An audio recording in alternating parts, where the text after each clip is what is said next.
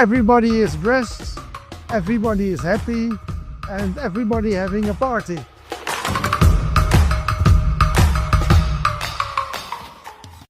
ગુજરાતમાં આદિવાસી સમુદાય હોળીને થોડી અલગ રીતે ઉજવે છે.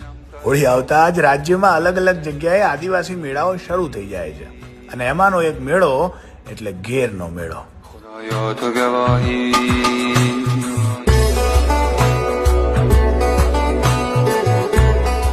સફેદ ટપકાથી રંગાયેલું શરીર, માથે મોરપીંછનો તાજ અને પવનમાં લહેરાતી વાંસળીના સૂર, આ છે ઘેરના મેળાની અસલ ઓળખ. ઢોલનો તાલ જ્યાં જાય ને ત્યાં લોકો આપોઆપ જોડાતા જાય અને હજારોની સંખ્યામાં આદિવાસી ભાઈ બહેનો જ્યારે એક સાથે ઢોલના તાલે ઝૂમે ત્યારે મનને સમજાય કે ઉત્સવ ખરેખર કોને કહેવાય.